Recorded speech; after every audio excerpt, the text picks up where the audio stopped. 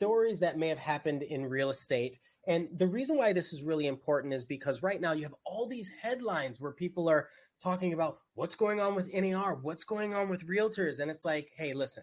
The way the headlines paint it, it almost seems like they want us to think that real estate agents don't understand or have value. And that's the furthest thing from the truth. So we want to be able to share some of these stories that we've gone through that, there are a lot of transactions that may not have made it to the closing table if we weren't involved. So we've got JJ and we've got Daphne here. Daphne is a guest and we're super excited. So because she's a guest, we're going to have her go first and start sharing one of her fun stories. Okay. Hi. So I think this story really, this happened probably about 6 years ago. I've been in real estate this year, 12 years. So about 6 years back, I was 6 years into my career. I wouldn't say a brand new agent by any means, but newer than now and definitely younger. And I think this was a learning experience, hopefully for the buyers, my clients, and definitely for myself as a realtor. So there was this couple that was referred to me from a past client who was moving here from out of state. And I've always had a lot of clients that relocate to Austin from out of town. I think that's so many of us, because Austin is such a hot spot. We have so many people that relocate from other parts of the country. So these folks were referred to me. They were ready to go. They were transferring for work. And I had a fairly long consultation with them. Normally a buyer's consultation when it's over the phone would be, I think you guys probably do the same thing, 45 minutes, maybe an hour, give or take. Their consultation was about 90 minutes, which, okay, fine. They had a lot of questions, happy to answer. One of their main questions, or there were a couple things that were, I'm going to say red flags from the very beginning for me as an agent, that I either should have asked more questions or put firmer boundaries. But one of the things they told me is that they were going to come to town and they were going to look at homes with their 4 and 2-year-old, which bringing kids on showings is okay. That's fine. Right. If we're looking at 2, maybe 3 homes, because we know kids get very squirmy and they want to touch things and they get cranky and fair. And I said, okay, well, that's, we do what we got to do. And they said, we really want to aim to look at 10 to 12 houses a day. How many? 10 to 12 houses a day for 5 of the 6 days that they were here. And I said, that does get to be a lot, because we were looking, Austin's big, Texas is big. There's a lot of land between neighborhoods. And we were looking all over. And I said, especially with the little ones, I really wouldn't push it past 5. And you've never been here before. You're going to get overwhelmed. The kids are going to get overwhelmed, blah, blah, blah, blah, blah. No. We want to look at 10 to 12 houses a day. Okay. I thought, no way, they're serious. And then their follow-up question or comment to that was also, because we don't want to miss out on anything, if we see something come up on Redfin while we're out looking, let's add it to the list for that day. Oh, man. Yep. Wow. So my response was, a lot of these homes have sellers and homeowners living in them. We can't just walk in. Yeah. They ignored me and continued to ask other questions. So fast forward, they're in Austin, and precisely that. They wanted to look at literally 10 houses in one day. And we're talking Dripping Springs, Lakeway. Wow. Circle C. Yeah. And okay, they're all south-ish, but literally some of these places have 30 minutes, 40 minutes between them. Oh yeah. I'm exhausted listening to this. I'm like getting anxious telling you this story. Like I'm having palpitations. So for the first house, they were 2 hours late for it because the husband said he spilled coffee on himself, whatever. So fast forward, we're looking at other houses. We're in about 8 houses at this point. And the kids are going crazy. They're touching everything. They're screaming, making noise, going up and down the stairs. Parents are walking around. And that was the first day. And that was exhausting. And I try to be very understanding with them at the very last house. I'm like, hey, I hope you really like the options that we looked at. Let's get the kids some rest. You guys go, get some food, whatever, and we'll redo tomorrow. They sent me another extra dozen houses that they wanted to look at the following day. We already had a list of 6. I thought that was more than enough. Nope, they wanted to add a ton more. And just as they had said, throughout the day, they kept adding, let's add this, let's add this, let's add this, let's add this. And this was about 6 years ago, and I was younger, so I didn't know how to firmly, respectfully set that boundary of, this is what we're going to do. This is my bandwidth, and this is your and your kids' bandwidth. And it was several days of that. They were disappointed with the options in Austin, even though they had already seen like 35 houses, give or take. And they went back to their state and planned a second trip to come in. So the second trip, they were staying for longer, or actually, I'm sorry, had already relocated, and they were in like corporate housing with work.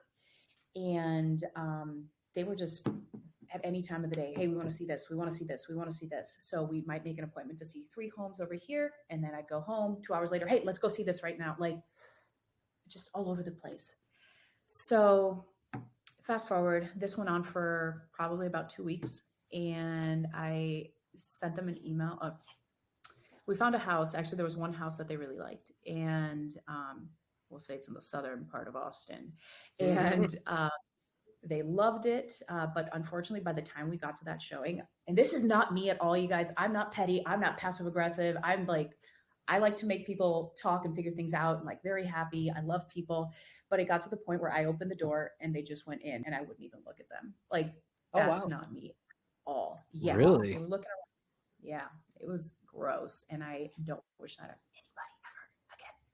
So they liked the house. And sure enough, about an hour and a half after we left, it went pending. Yep. So I was like, all right, I'm done.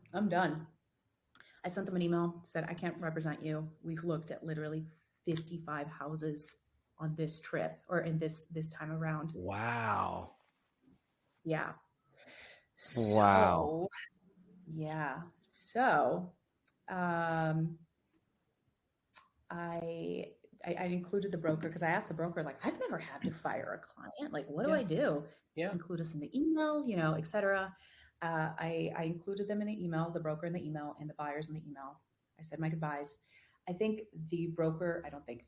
the broker assigned them to another agent in the brokerage. Fine. The house that they loved came back on the market, and then they bought that house with that agent. Oh, the hearts on the screen. They ended up buying. Yeah. But they ended up buying. Yeah. That's so just to summarize, you had these clients, you spent a lot of time. Like, if you were to break this up into hours worked, you spent a lot of time to make sure that they had a chance. This is just to see. This isn't talking about negotiation or anything else. And you were the procuring cause for the home that they saw, and yet they weren't satisfied, and then went and bought the house with somebody else. Correct. Well, I mean, you did say this isn't working for us, right? It's not me, it's you. You did say that, but at the same time, you only said it because they were like pushing, and didn't actually take action on anything, right? Exactly. And I think I know for sure, because since then I've learned to really put boundaries and set expectations with clients. Yeah. And I think you guys probably deal with the same thing, but when you are very firm and upfront and respectful and professional with people from the first conversation, the whole process goes a lot easier, and it's a lot more successful for the clients as well. Obviously, it's like, we're the professional, and I'm not one of those people that's like, I'm right all the time. Like, no, I don't need to be that person ever. But at the same time, it's like, I'm the professional. I know what works in this scenario. Let's follow the steps necessary. Now, I do not think or want this to happen, but imagine if the world of real estate becomes more transactional, where because of some of these lawsuits that are happening, imagine if we were in a world where every time a buyer wanted to see a home, they had to pay a fee. Yeah. Right. So like if they went to 55 different houses, they wouldn't have. They would not have gone to 55. Yeah, that's what's interesting about this, is that's where it looks like it's going. So in that case, that those buyers like exhausted you of your resource. I'm sure they're also asking questions about the area. You get the tour. They're asking all these real estate questions. Even setting up tours isn't as easy as you think. Like you mentioned, scheduling that's a whole thing. That could put you at your desk or wherever. You could be in your car on the phone for an hour, just making sure the tenant is out, the resident's out, or some dog is, out. It's time. And that's unfortunate for you. But in that particular case, that buyer got a free tour and free hours for those couple weeks. Yeah. Yeah. And that's just the start of the process. I think I'm glad that you've learned that setting the expectations and setting the boundaries during a buyer consultation is obviously what needs to happen in most cases, because otherwise people, they'll just, they don't know, and I say a lot of people don't know. Some people do know, but if you've never purchased a home before, or you've never purchased it in Texas, I'll say it that way. Sometimes it works a little different, right? Like we have a title company, we're not an attorney state, and all these other things. So yeah. Well, I mean, man, that's rough. That's rough. It's tough because the concept too is you're providing this service and you're just going all out. Like I'm showing you this many houses, and we still do that whether you're experienced or not. There's sometimes some people that push the limits, and you have to check your boundaries and earn.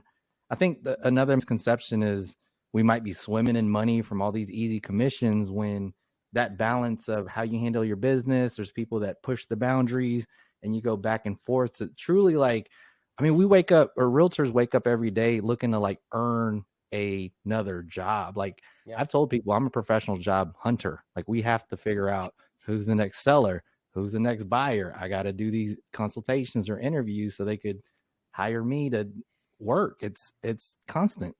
Imagine if you worked in the corporate world and they said, "Hey, we do want you to work here.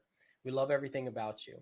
And you get there and you work for 2 weeks, and they say, "Don't worry, you get paid in 2 weeks." And then after that 2 weeks, they're like, "Nah," and then they don't pay you. Like the nah, that happens a lot, right? They're like, "This isn't working out," right? But we also won't pay you. That's where it's like the knife in the side, because that's what real estate is right now. We work our butts off and we do everything that we can to help our clients. And then there are a lot of situations where we've spent tens to hundreds of hours and we don't have a paycheck at the end of it. And we know that going into it, right? And it's also not at the expense of anybody. That's also really important to know, right? Like we devote our time to our clients, and sometimes it works out and sometimes it doesn't. JJ, what about you, man? What do you have? I know you have a lot, right? So pick the one that's the most fun for you to talk about. Let's just say it's a story too, because I don't want to put anybody out there. Yeah. Let's just tell a story. So there is another, and this is also in Texas. I don't know how other states' real estate commissions and all that stuff works, but what Ian was saying, yeah, exactly. So I get referred by, again, a story, an out-of-state realtor, and they refer me like a close relative. Like they're super ridiculously close. And in some ways, this relative is, she's like more mature. She's essentially mentoring this first-time home buyer. And they're buying this property in some neighborhood, but the property has investors in it, or the property has tenants in it.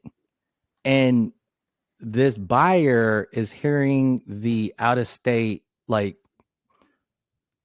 for story purposes, it's like a godmother, like just like a really tight bond of sorts. And,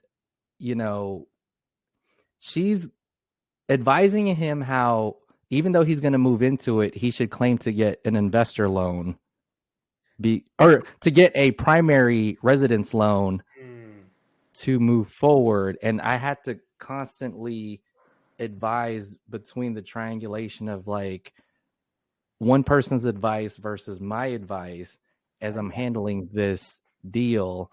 And it was very uncomfortable because I couldn't really get my point across and sold that smoothly.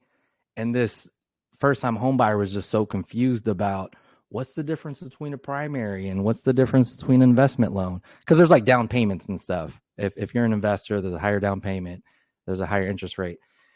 And the thing was that he had to purchase with the tenants in there. Like it was the way the deal worked out.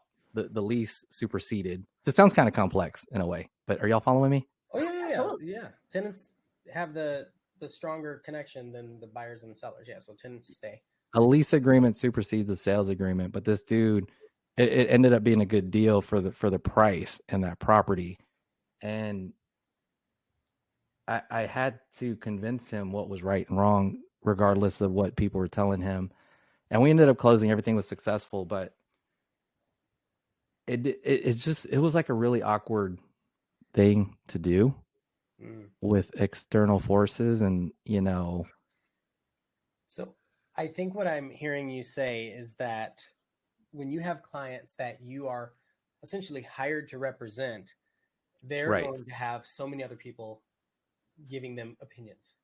And Right. you're saying, well, here's the data and here are the facts and here's my expert opinion because I do this frequently. And they've got all these little birdies that are like, no, I don't know, or you shouldn't, or maybe this. And you're trying to keep him grounded or the client grounded in a way. And it's a trusted birdie. It's like, that's mortgage fraud. Straight up. That's the hardest.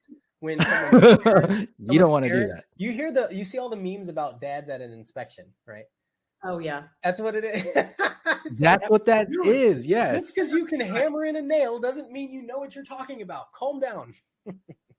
Now, that doesn't mean we got to be careful there. That doesn't mean that a lot of dads at inspections don't know what they're talking about. And obviously they should be looking out for the best interest of their kid. But at the same time, there are a lot of forces at play, and things that were built 29 years ago are not the same. And the process is not the same as it is today, which people think going into it. They're like, oh, no, I'm back in my day when I did, they would never build walls like this. But today they do in Austin, right? In this process, it sounds very quick and simple, but there's so many deadlines. There was the which loan are you going to choose deadline. Yeah. And there was so much back and forth. And this first-time home buyer was figuring out, like, would I get caught purchasing this property as a primary, but I'm actually leasing it out to begin with tenants that are built into the purchase. And I had to convey what could go wrong and why, just to get a lower down payment and a lower interest rate at this moment may not be worth it. And it was going back and forth until those deadlines. And I just dealt with that because some of these financing approval deadlines are like 3 weeks. Oh yeah. You could be under contract for 3 weeks talking about this. Yep. Mm-hmm. Yeah. So I have a couple short stories that I want to share. I'm trying to decide, do I talk about the one where the lady dumps trash on the model home? Do I talk about the one where the woman tried to extort me? Or do I talk about the one where, let's see. No. Extortion's interesting to me. Oh, no, I'll talk about this one. Okay, so had some back and forth with people that were selling their house. So I'm representing the sellers in this situation. And basically I'm going back and forth with the sellers. We weren't getting the showings that we were looking for. And then finally there's, a little more activity, and then it starts to die down, a little activity, then it starts to die down. And, as an agent that's representing the listing, we're like, what is the action that we can take, if any? There's always something we can do. And we don't want to necessarily just adjust the price. Well, at the end of the day, the sellers will say, this is my bottom line. This is where I'm at. That's what they want to get to. This is what I need to sell it for. So these particular sellers came to me and they said, there was somebody that showed up one day, knocked on our door and started talking to us about this house. And we came up with the price. I was like, that's fun. And what, your seller clients or sellers? The sellers were my clients. Some randos walked up to the house and started negotiating with my sellers. Right. That's one part of it. The best thing is my sellers tell me, Well, so they said that their agent will be sending an offer. And I was like, okay, that's interesting. So now you've got these two parties that are negotiating, figured out their price. They figured out whatever price they're going to do. And then they bring their agent in. And my first question is, well, where was this agent to begin with? Why are your clients going around knocking on doors? Well, when I called and spoke to the agent went off on me saying, why are your clients talking to my clients? I was like, hold up. They were in their house. They didn't put a sign outside and said, come talk to me. It says for sale with my number on it. So there's there's all sorts of miscommunication around. Anyway, all that to say, we kind of came up with an agreement between my seller, letting them know that because you came up with this price, that's going to adjust your net benefit, like what your take home is. And so now I'm having this conversation. I have to bring this conversation to the other agent because things weren't done the way that they should be done. We have to have a conversation. And that agent goes, nope, not going to happen. They can walk away. I was like, dude, here's the thing. If you walk away, now we're sacrificing our fiduciary responsibility, which is to make sure that our people buy and sell a house. That is our goal. That is our job. Full stop is the term, right? Full stop. And so it was a lot of no. And so every time that I went back to my sellers and I said, it doesn't look like it's going to happen, they would call the buyers on their own and just keep the negotiation going. So at the end of the day, we all knew that it was going to go through, and this agent was essentially blocking the transaction from happening. Every other party was excited except this agent on the other side that never showed the property. Was not that I don't know this. Is it like a local agent or like an out of city agent? Local agent, not an out of city agent, and a good agent, right? I think there was something circumstantial. I think there was some miscommunication. I think the process went a little awry because this just doesn't happen. And so the point of all this is we're hired to represent our clients on both ends. And I don't think a lot of people understand that. And this is part of what NAR talks about, part of these buyer representation agreements. And if we sit down and we talk to our clients, whether we're buying or selling, we say, this is how our relationship should go. This is what you can do. This is what you can't do, right? You can do anything, but you might jeopardize the sale. We deal with this a lot. We understand the psychology of the way people try to manipulate the conversation. And so that's why we have to disclose if there's an agent involved directly in the transaction. If we're selling a house or buying a house for ourselves, we have to say, oh, no, we're an agent. So that way we're not taking advantage of people. And that's the same thing here. We need to communicate with our clients. So all that to say, everything went well. It was just quite the hassle, almost blew up multiple times and could have resulted in a lawsuit. It really could have, but didn't. All good. Oh my gosh. Yeah. That's so cool because it's like you're constantly cleaning up somebody's mess because of their lack of awareness or lack of willingness to make it move forward. And it's like a constant cleanup crew. Yeah. There's so many people involved in real estate transactions. Like there could be the mentor, there could be that listing agent, it could be a mortgage broker, it could be the clients themselves, the buyers themselves. And realtors have to quarterback or deal with the whole thing and orchestrate this smooth transaction between all these personalities. Yeah. And with that, though, I do think it's important to also make a note that like this point in history, home buyers and sellers are so much more educated. Sorry, I have clients texting me. She's like, you said you were going to get this to me. I was like, I'm in the podcast live. That's the kind of stuff, Okay, sorry. Yeah, I had to turn my phone off. I feel like so many people are more educated on everything today. All of us have so much more access to information. And even though we're sharing these like stories, so many of our clients are fantastic, are just like cool ass people that are up to cool things and do understand. But it's like when you have that one every now and then, it takes up, that one client can take up literally 85% of your energy. Mm-hmm. That's a really good point. Yeah. That does happen. It's like you can have 10 perfect situations like, oh, this was great. I love them. We could be besties. And then you have, oh my, how does this happen? How did I get into this situation with these people? Yeah. What? I thought I did everything right. And that has nothing to do with information in some ways, right? Like, Sometimes. okay, you know the prices of the houses, great. You got all the graphs, great. You know the historical sales, great. There's still different personalities in all these transactions. It doesn't. Someone still has to deal with that. Let's go through. Let's go through some more. Daphne, what do you have? That was my main one. Okay. Yeah. If that, hey, listen, I've got a lot. I think JJ's got a lot. I think that was like the most. That was the most. I've had some more recent ones as well. I'm just honestly still trying to process those.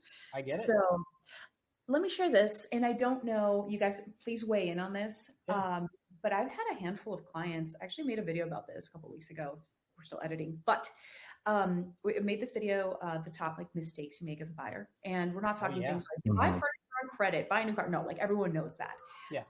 I've had several clients that have been on the buying side this year that have been approved, ready to go. We get a home and then something happens where they weren't thorough enough with their seller. This has happened fourth time. Oh my God. No. And then they really look at the numbers once we're under contract and they're like, nah, too much. We don't want to. Never mind. Just like a never mind. Yep. And throw their hands up. Get. Don't care. Yeah. Yeah. And I've had several of those this year. And that's honestly not happened to me since I was a brand new agent and I couldn't read when people were serious or not. Yes. And why was I bringing that up? Because I see it happening. And I don't know if that's happened to you guys. Like, I don't know. Weigh in on it if you have anything to say. Oh, I have something to say, JJ. What do you think? You're talking about like the indecisiveness of buyers? Not even. No, I've had several where they're approved, and that's the main thing that is confusing because they are approved.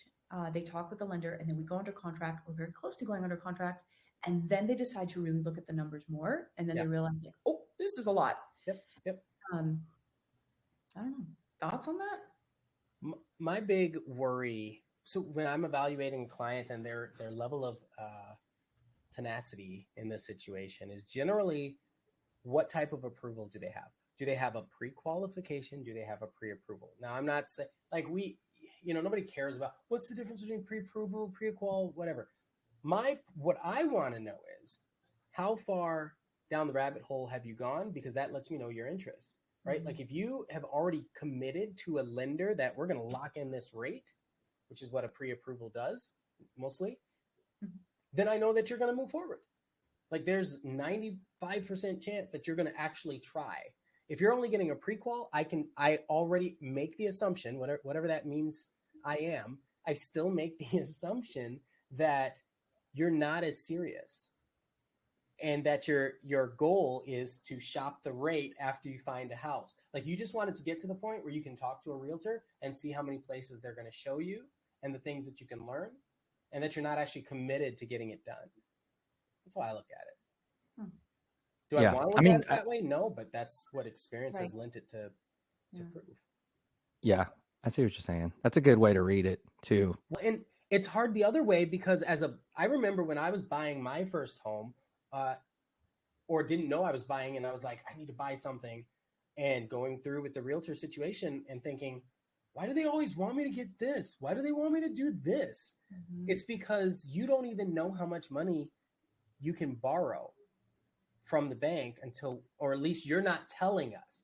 You're not telling us how much money the bank will let you borrow until you have that piece of paper. Just because you have money in your bank account, are you paying cash for it? No, you're not paying cash for it. So then you have to go through the process. If you are paying cash for it, that's a whole other conversation. We can talk about that one too. And this is what I think is interesting because Daphne, I agree with you. I think my buyers they're all at an all-time high in regards to hesitancy, right? And like what Ian was talking about, they're still trying to figure out like down payment, can I finance, closing costs, how does this work? Then they maybe get through that, right? And they're educated on some financing. Now they got to get educated about the market. Oh, interest rates are high compared to, some other years prior. Yep. And affordability is questionable in Austin, right? Let me figure out where to nail a price point. Yeah. And then now you got this. What are other closing costs? This realtor Yes. thing? Are there Yes. commissions? Now I got to figure out Yep. how to do that. And realtors don't even want to show me properties. Like Daphne was nice enough to show people for a couple weeks because 55. 55 houses, because they may want an agreement signed. They might want to charge to show houses. Like I don't know. I just feel bad for like buyers in this environment. I'm like, what are they going to do now? Interview all these agents to see who's going to show for free, or like it's a weird setup from what it was before to me, the way I see it for buyers. Yeah, it's tough. We've been here before though. Like we've been in this situation, and other countries have been in this situation, right? Like this is just unique to the United States today. But it's not like we've seen this happen and play out in other places. So I'm not too worried about it. Real estate's still real estate. People still need help. And it's at the end of the day, you're not going to necessarily trust the algorithm over a person if you can have trust in the person. That's true. Yeah, I think kind of piggybacking on that too. We've had so many, like, remember like the iBuyer programs and stuff? They come and go all the time. All the time. And my mother works in state in Minnesota. She's been doing that since 1997 or 1998. You didn't say it right. Minnesota. Thank you. Is that what you were expecting? Okay. Way better than mine. My mother works in Minnesota, and she calls me sometimes. she'll call me. She'll call me. She's been in the game like 28 years or so, and she'll call me. She's like, this iBuyer this and this iBuyer that, and this has been going on for years. And her main concern is they're trying to end realtors, they're trying to push us out. And my response and my thought to that each time is people always want their hand held, no matter how smart they are, no matter how much money they make or how experienced they are. Of course, you've got a couple outliers here and there. Okay, fine. Yeah. But generally, like if somebody's, let's say like a very high level CEO at a very big company, they are really good at that. They don't buy and sell real estate all day. Yeah. They need their hand held. They need direction, and people want that kind of like personalized assistance and the care that goes in buying and selling. Yeah, I love it. All right, JJ, what else you got? Give me another. Oh my gosh, this is helping a buyer out. Okay. So buyer's under contract. We're supposed to close, and this particular buyer, let me point out, this is also in the stories of Realtor Fate. In the ether, this may or may not have happened to a friend of yours. Exactly. Got it. So the realtor and this buyer are supposed to close. The buyer is an entrepreneur. So she owns like restaurants and business, just a lot of businesses. She can't get her financing together, which is fine, right? We extensions are whatever, right? Like that's not new. But this seller, I felt so bad because he experienced brain damage from like an accident. Oh man. So he vacated the house and had to move into a hotel waiting for that money, because that net was what they needed to like move on to the next thing.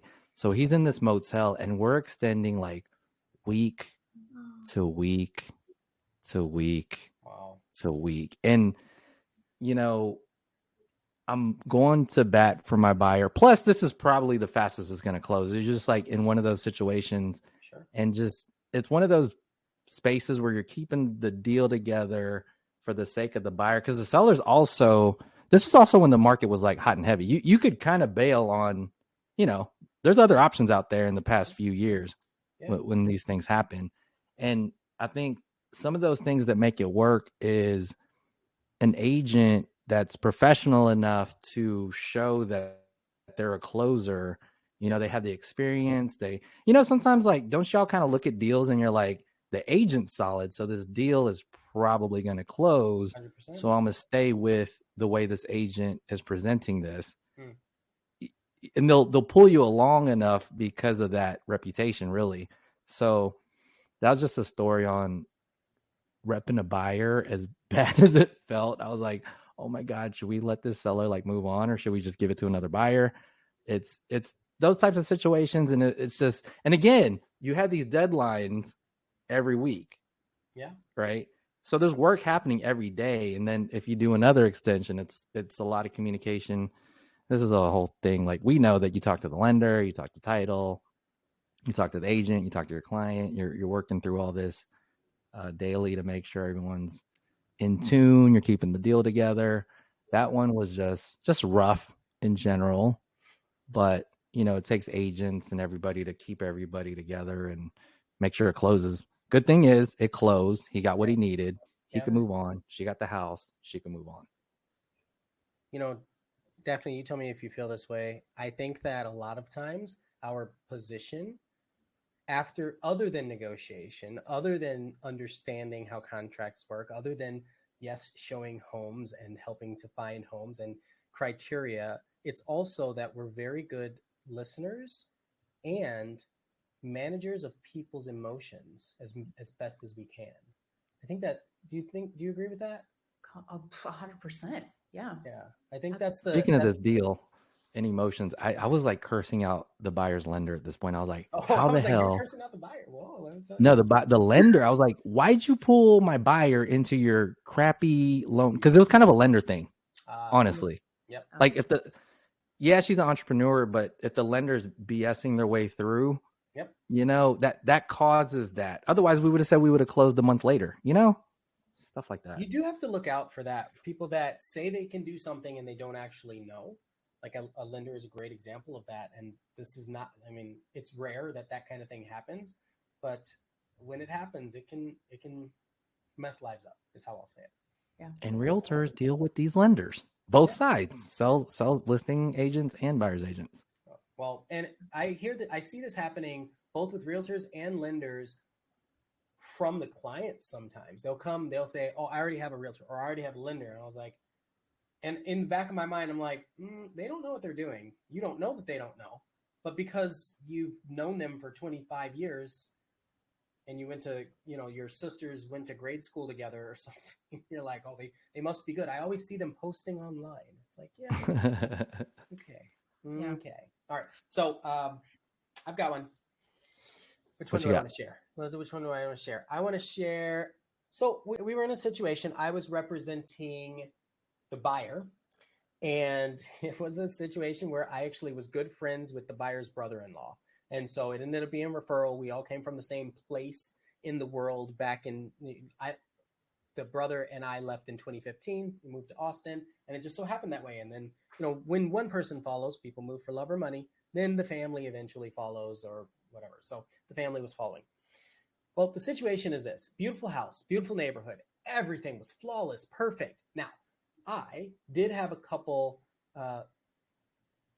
situations where I was going to be away. I don't know. I think one was like a work event, one was vacation, something like that. But at the time, I had a team. Everything was being managed. Everything was awesome.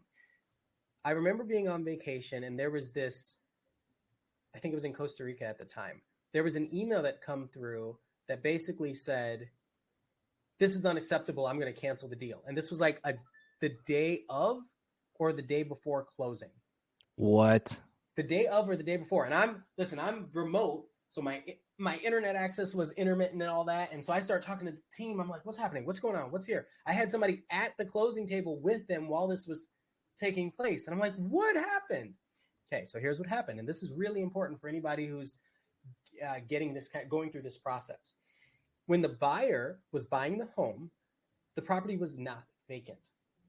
So there were dressers, there were all these sorts of things. And when an inspector comes and looks at your home, even if it's your dad, they're not going to be moving stuff out of the way. That's not supposed to happen. You're not supposed to be moving people's stuff. That's why we have what's called a final walkthrough before closing. So everything looked great in the inspection. We did our negotiations. Fast forward a couple more weeks, we're at the final walkthrough, which is generally done the morning of closing is what it was. So they went and they saw, and apparently there was a dresser there at some point, and when it was gone for the final walkthrough, there was a hole in the wall. It was like this big, just a hole, like somebody punched through the wall. Yeah. You see, I love your reaction there. You're like, okay, because that's a rational reaction. These people, the seller, somehow the buyer was CCing everybody saying, this is unacceptable. I can't believe that you guys would do this. You're lying. This is happening. And then the agent on the other side, remember, I'm just watching the emails fly at the moment. He's like, what did he say? He's like, you could be sued for non-performance and this and that. And I'm watching all of this erratic behavior, and I send a simple email and I said, hey, a patch job doesn't cost that much. I will gladly pay for it. It's not even a couple $100. Right. It's not. I got you, bro. Fixed everything. Like I could not believe the passion that these people had for the principle of something when they're buying a house that's hundreds of thousands of dollars. And this small thing that I didn't have to be part of, but I realized the logic of it is like everybody's just a little emotional in the moment. Mm-hmm. We don't need to start calling in attorneys or lawyers. Listen, I've got this buddy, I'll call him John Smith. You give him a 6-pack, he will come fix anything you want. Yeah. It's fine. I will buy him 2. I'll buy him a 24 pack and he'll take care of it. You don't have to worry.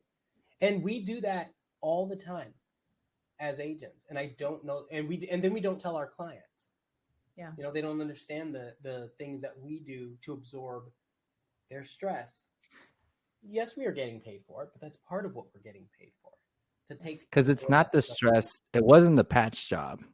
Right. It's it represents the hundreds of thousands of dollars. So it does represent it, even though it doesn't align. Yeah, logically.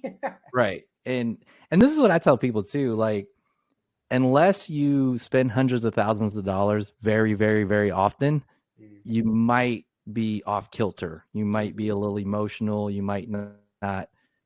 You now know yourself a little bit better when you have hundreds of thousands on the line. Yeah. And there is a lot of, is it irrational at that point? Like erratic, it's just part of it, like comes with that money spending, I think. Yeah.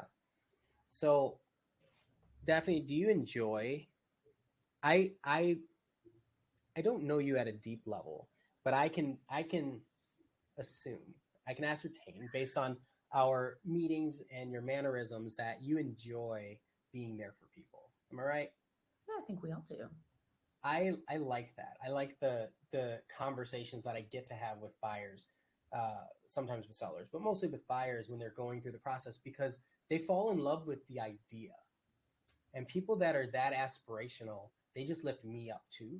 And so now we're both together on cloud 9, like, okay, what can we do? What can we do for you? Mm-hmm. And it's great. It's wonderful. That's a really good way to put it, Ian. I've not ever thought of it that way, but the way you explained it reminds me of the energy that comes when everybody's working with the same goal in mind.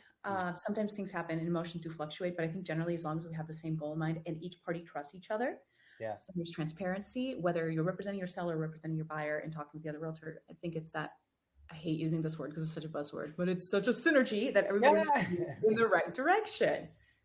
Yeah. I think it's good.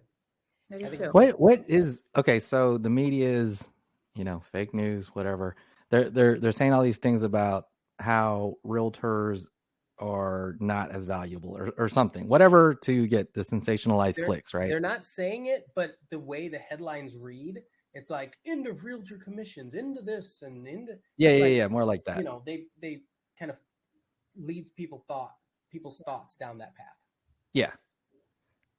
Knowing that that's on the horizon, what's keeping y'all going in regards to like, I'm going to stick through it. This industry is going to figure it out. Daphne, what's keeping you going? I'm just looking for ways to fast track my career as a motivational speaker at this point. Oh, I love it. Yeah. Realtor's a good springboard for that. Seriously, seriously, in part. I don't know, and I'll say I don't know. I love real estate so much. At the same time, there are great highs, there are lows. Like, we're sharing these stories of things that happen, and it takes time to recover from that. And I think as agents, though 2021, 2020 were likely for us really good years, we've gotten kicked down a lot. And I don't mind working hard. Like I'm here for it. I'm here, like I'll work. But it is kind of hard. Did I just say fard? Hard. We'll pretend I could tell what fard could mean. Hard. It's like hard fart. I was thinking like freaking hard. Yeah, anyway, freaking hard. It can be hard to keep standing up and be like, it's like you get knocked down and then you stand up, but it's like, okay, this would actually hurt. So I don't know. I'm hoping. I don't know. I'd rather just be honest with you and say I don't know. How about you guys? I'm in this mental space right now where the most important thing that I can do is try to take a lesson from every interaction and every scenario. That's kind of where I'm sitting in the world, in my life today. And so I look at this like, I know that life is cyclical. I know that these patterns are cyclical. And I know that while there's ups, there will always be downs. And I think this is just a valley that will become an even greater peak once people realize that you always need a place to live. That never changes. You always need shelter. It's one of Maslow's basic needs in the hierarchy. If there are people that have a proven track record or just a good way about them, one, we're already going to connect with those people. Two, we want, like you said, Daphne, we want people to be able to connect with and hold hands. And so at the end of the day, real estate and realtors will always be okay. Will it be the same? I don't think so. But how long will it take for that to change? I don't know. How long will it take for everybody to be driving an electric car? A very long time. At least another 5 to 10 years. And even then, there's those people that'll hold on and say, no, the government will be able to turn it off. It's like, I hear what you're like. I hear the arguments on both sides, and that's like real estate. There are a lot of people that bought a house through one of the iBuyer programs or sold their house through an iBuyer program, and now they're complaining because of a number of factors. One, maybe their experience wasn't that great. Maybe it was a hassle. Maybe they were manipulated in a way where they thought they were going to get more than they did. And maybe they're complaining about the prices of homes. Guess what attributed to a large swath of the increase in prices of homes? That situation. And so all these things that we're complaining about, some of us are perpetuating. And so I think it'll all balance itself out, as is the way of most things in life. Everything comes full circle. It does. Literally in any scenario. Yeah. Yeah. All right. Do we have time for a couple more? I got one wild one. I got one where it's just demonstrating the work in a down market, and I got a squatter one. Do the squatter one. Okay. I want to hear that one. So again, fables of realtor stories. Yeah, your head's blurry. It is blurry. You gotta lean back and go. Yeah. Okay. There you go. Once upon a time, there was a couple living in a house, and the girlfriend wanted to move out and sell her house.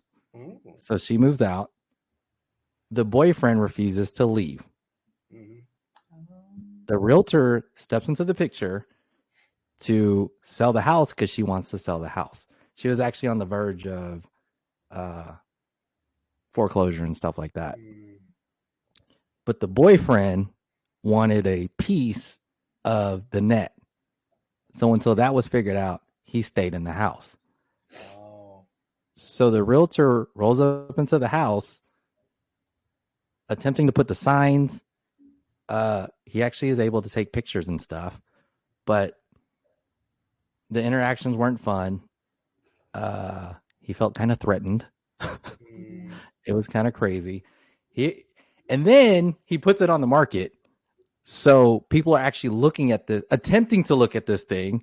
The realtor is doing the job for the actual seller, the girlfriend, who like moved away like an hour north. And the boyfriend is like not trying to show it. The value is going down because people are willing to purchase, but if they can't see the house, It the won't. offers got super, super crazy. Yep. But it eventually goes under contract, and the seller can't really sell because the boyfriend's like holding the house hostage, or they're exes at this point, by the way. Sure. Sorry. Well, Yeah. You won't let Something was going on. So they're exes at this point.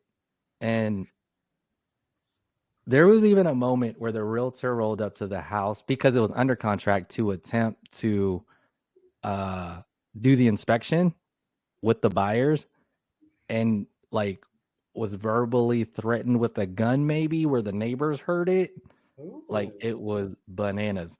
So it was under contract for a long time because the girlfriend didn't want the girl. Now it's a girl and a boy, right? Yeah, now it's a girl and a boy. Yeah. She didn't want to give him any, like, they just kept negotiating how much money he was going to get a cut of, as it was under contract for a really long time. And, we're holding the deal together or whatever, the realtor and everybody. And then he ends up getting 50,000, and the realtor never got shot or anything. It's good that the realtor didn't get shot. So hold on. Let me make sure I've got this clear. You have a buyer and a seller. You're representing this, or sorry, your friend or whatever is representing the seller. And there's a bad relationship happening. And so the boyfriend of the seller is holding it hostage in the house. Yeah. But it's a boyfriend. Did the boyfriend buy the house with this person? No, nothing. Okay. Has nothing. He No just ties. decided, I live here. My house, my rights. And I think he did the floors. Maybe something with the floors. But listen, yeah. if he did, the floors are expensive. That's funny. That's important context. If he spent $25,000 on flooring, and then let's say he was a stay-at-home boyfriend, stay at home, but it was like high-end laminate though. And he cleaned and he did all this stuff. Like he cleaned. There's a lot more to this. There's something. It was clean. It was pretty clean. It's pretty clean. Yeah. Maybe it was okay. Because if it wasn't okay, she wouldn't have agreed to it. Or maybe he was threatening her with a gun. Or there's guns. There's whatever. Guns. Yeah, guns are the great equalizer, which is that's an interesting. Okay, that's another thing for another day. Another topic for another day. Okay, I'm gonna give a last one. So the reason why I want to share this one is because I posted this on one of the social media platforms, and was probably one of my most viral and engaging posts because I was blamed. And I was like, why am I being blamed? Not cool. I am completely out of the picture at this point. And I was giving counsel to my clients against this. And anyway, here's what happened. So I had these buyers buying a new house. Okay. Things were being moved around as far as dates go. When you're buying, it's a new construction house. When you're buying a new construction house, the builders, basically you have to bend to their will when they say, this is the date we're going to close. Sometimes you can buy a little bit of time, but if they're like, hey, we're going to close a month early, your house is going to be done. Like this whole time, it's a 9-month build. They're like, hey, we did it in 7 months. You got to close. Like that's challenging. And so a good buyer and a good agent are still going to figure out what they can do to make that happen as best as possible. As we're getting closer to the date, I think it was 2 or 3 days before closing, the buyers had already scheduled pods to be delivered. They got clearance from the builder, and the builder said, oh, yeah, you can have it dropped off at the house. Okay. I said, you have to get this in writing from the builder. Right. Okay? Got to get it in writing at the builder. So they did get it in writing. The builder, and they asked where to put the pods in writing from the builder. And the builder said, and when I say the builder, there are a lot of people at the builder, just like there are a lot of people in real estate. One of the people at the builder that was managing the project said, oh, yeah, you can go ahead and put it here on the driveway. Oh. Right. And so the buyers proceeded. One of the people on the project said that. Builders on the builder side said it the to builder side. The buyers. The project managers. Okay. And I said to the buyers, y'all got that in writing? I still wouldn't do, and I'm pretty confident that I said I still wouldn't do it. I'd still just put it on the street just for easier. It's easier for everybody to unload, in and out, all that sort of stuff. Plus, you don't want to ding up your driveway, all that. And for whatever reason, the pods still got placed in the middle of the driveway. Something happened where a person came by and apparently it blew up because there were pods on the driveway because the buyers technically didn't own the house yet. Right. Even though they got permission from someone else at the builder to do this. And I was like, you probably shouldn't do that. Like you marry all of those things together. The point is, I don't know that people know this kind of stuff. This is in the weeds that as we see these things, we're like, you need to get it in writing. You need to ask permission. And even if you do that, you still have people that don't understand that we're doing what you said to do, and it could be a problem. The builder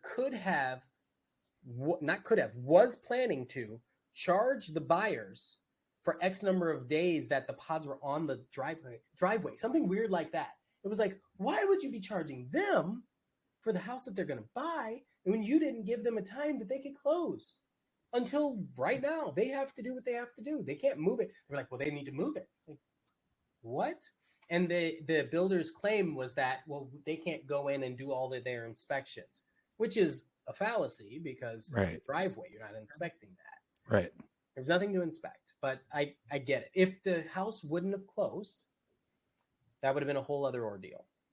Like if the buyers didn't buy it for whatever reason, financing or something fell through, then now you've got these dings and stuff from the pods in the driveway and makes it more challenging for another buyer to come along and buy. So, I mean, I get it, but it was such a small thing. But the reason why I brought this up is because when I posted this exact scenario on one of these social media channels, people started berating me. They were like, oh, well, you must be a terrible realtor. And I was like, how did I get dragged into this? I know. Right? It's by association. What I said. I made sure that they got permission. Like if they didn't get permission, what kind of world, what situation would they have been in? Like I saved them. So it's so interesting to see people go off the deep end. Like, oh, it's this person's fault, or it's this person, or you know what? All of y'all, you should have just backed out of the deal. It's like, what are you talking about? Where are you getting your ideas from? Who's feeding you this information? I know. Anyway, I would even say a lot of realtor work is in the weeds, like showing the properties, scheduling the properties, like making sure the dog is in the kennel, talking to these lenders. When the lenders, it's their lender's job to do stuff. There's the external forces. You're like trying to do stuff for the listing agent if you're the buyer's agent, or the buyer's agent if you're the listing agent, vice versa. Like working with the builder. There's all these things that realtors, they just get pulled into because you have to have a smooth deal. Like I think the realtor gets to, like, the thing about the realtor commission is like, that's the one who makes sure everything is smooth. Yeah. As He's just stuck there. Right? Yeah. Managing the process. You can manage the process. You can't manage people. So. Yeah, and JJ, you had said something at the very start of our session here that you mentioned people think we just have these easy commission. And I think sometimes it can appear that way on the outside looking in, but the thing is, it's taken years to get to the point where we have such sharp skills. So yeah, today it looks super easy, but guess what? We're on chapter freaking 72 of our learning journey. Yeah. And they didn't read chapter 1 to maybe chapter 70, 71, where all this crap kept blowing up. So now we're at this point and everything seems a lot smoother because we know how to set expectations, how to set everything up, how to talk to people, those interpersonal skills that are in relationships that through all of this. Like, it might look easy from the outside looking in, but it took a lot of refining and a lot of studying and self-reflection to get to this point. Namaste. Yes. Yeah. I get it. I honestly got into real estate because I thought it would be easy. And then I realized I got tricked, and I'm still figuring it out. It's a small business. It's tough being an entrepreneur. It's a lot. It's a lot. It's a lot. Well, listen, I think that today's conversation was pretty good. I think I learned a little bit more about each of y'all, and I hope that our viewers kind of get a sense for the things that we do behind the scenes that add like what I would say is a pretty good value. So if anybody has any questions or wants to reach out to JJ, Daphne, or myself, I'm going to make sure that in this video, down in the description below, I will put all of our contact information and our different socials so that you can always reach out and ask any questions and anything that you need. So thank you so much for watching, and we'll see y'all in a couple weeks on the next Real Estate Lab. Thank y'all. Thank you.